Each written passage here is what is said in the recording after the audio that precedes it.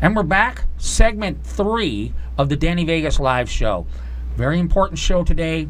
Like I said, if you're watching this live or you're watching this segment months and years from now, this is the Thursday after the mass shooting in Las Vegas, Nevada, which is the current chapter of mass shootings in America. Stand by. I'm sure there'll be another one for you real soon, someday. But right now we're going to talk about the one that literally is blocks from here, right here in the heart of Vegas. I mean, this is what that strip is, the heart that pumps everything. And everything stems from that strip, whether people like it or not. Our whole lives revolve around that 4-mile street. So, if you were in segment 2 and you're back for segment 3, great. Nicole, continue on. Okay, so we're going to continue our discussion with Dr. Robin Donaldson of solaceclub.com, who is in here to share her experiences, the aftermath of the shooting at Mandalay Bay on October 1st. It is, as Danny started the segment with, this is something that it's a horribly unique incident to our city, but it is not unique to this world anymore that we live in. And with that being said, there are websites and there are some resources that are fortunately and unfortunately all set up and ready to go for people that are dealing with the circumstances. So we want to first, before we get into the next segment too much, we want to share some of those resources that you shared with us. The first one is a disaster response resource. It's on your screen now. Dr. Donaldson, can you tell us a little bit about that? Who should be checking out nvpsychology.org /public/disaster-response? What's that section about? Well, for starters, I think that anybody watching this should go onto this website because there is something for everybody. So the nice part is that there are a lot of links regarding how to communicate with children about this who are listening, who may know people that were there, loved ones. So there are ways to speak with them, for parents to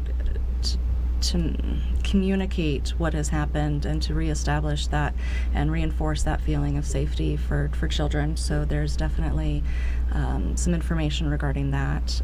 There's some aspects of how to build your resilience during this time and how to cope regardless of whether or not you were there at the concert or not.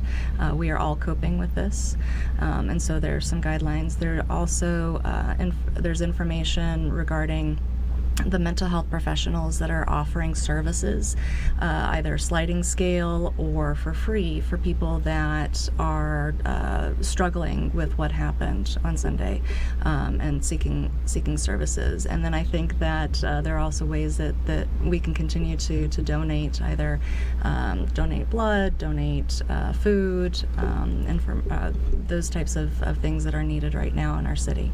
Yeah, perfect. So check that out. It is on the screen right now. You can see the website listed. We will also, on this segment, when we repost it, have links to all of these things. I do love that, whether you think, I think there are a lot of people, Robin, and correct me if I'm wrong, there's a lot of folks that tend to kind of toughen up. Let me put myself into a shell, and they're not going to necessarily go to this site that they think are just for those that are weak, that need help, right? That we need help. But this is a great website because it is a cache and a gathering site. Not only information to speak to those that are around you, the children, people that are more sensitive, but it's also, as you mentioned, a place where you can see whatever's needed. You can hit that if you want to donate some money. I got to say, Steve Sisolak's Victims Fund. Holy cow, guys, we are at $9.3 million already. Wow. People are making $25 donations. People are making $10,000 donations. I'm just so proud of my city. I just am, but you can donate. You can go there and find out where you can donate food, where you can donate water. Everybody stepped up to feed the first responders, and there was so much food and resources that were brought to our first responders that we were able to, as a city, feed the homeless for days. Nobody's hungry in this city. Nobody's without comfort. If they need comfort, it is there. We are ready to love. We are ready to give. We are ready to heal. So it's a great website and it's a great resource. So I thank you very much for sharing that with us. Absolutely. Because Okay. we want to know where to share it out. Right. Now, we have a couple others that we want to talk about, right? There's another website. It's a Victims of Crime Okay. website. It's very easy to remember. It's Victims of Crime. It's voc.nv.gov. It's one of the things that I found. Both personally and looking around. Oh my goodness gracious, there's hundreds of people that were affected by this crime that happened at Mandalay Bay on October 1st.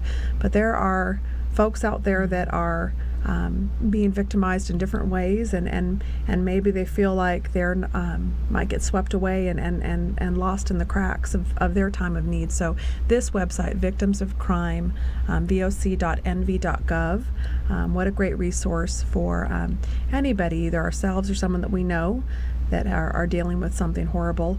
There's resources out there for all of us, not just those that were involved in the Mandalay Bay shooting.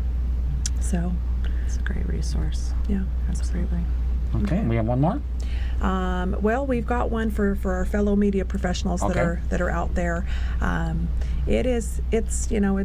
It's tough. I reached out to you, and I know, you and I know each other. We've got a great relationship, so I had no problem discussing with you what our goal was of the show to come on.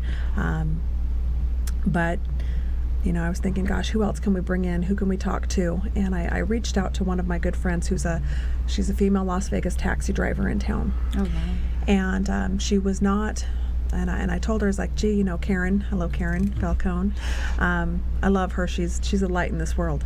And I saw her post a story on Facebook about picking up a couple from the airport, and it was the first couple that asked to go to the Mandalay Bay.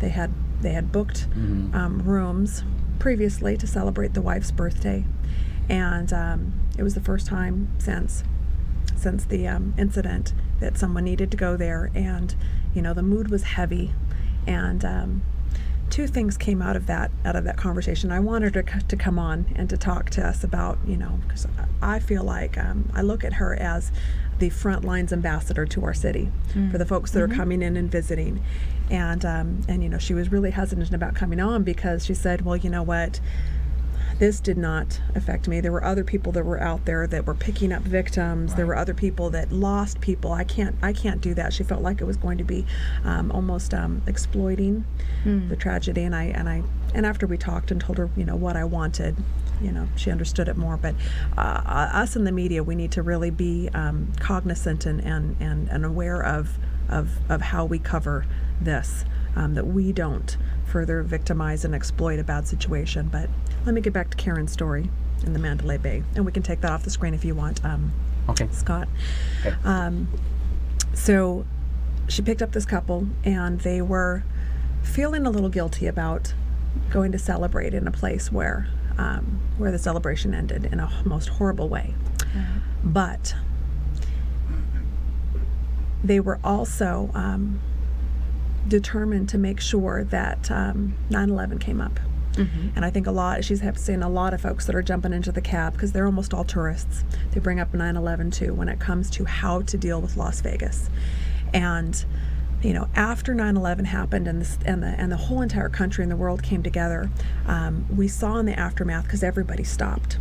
We stopped buying, we stopped working, we stopped because we wanted to show reverence and respect for this horrible thing that happened on 9/11, and it created a second disaster. And I think that that's what the foreign terrorists wanted.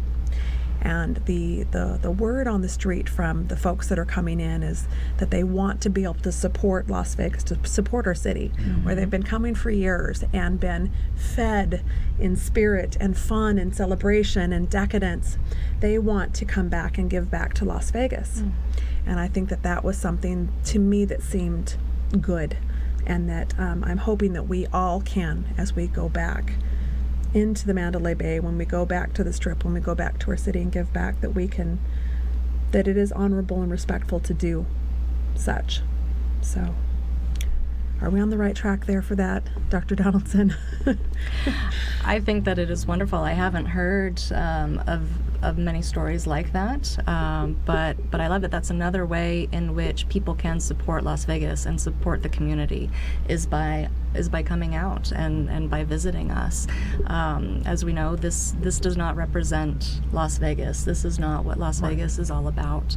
And even just being here to almost like showing their respects. Hey, we believe in this city. Doctor, I want you to hold your thought. Okay. Because we need to come back, make a little money, and we'll be back for segment 4 right after this. Sounds good.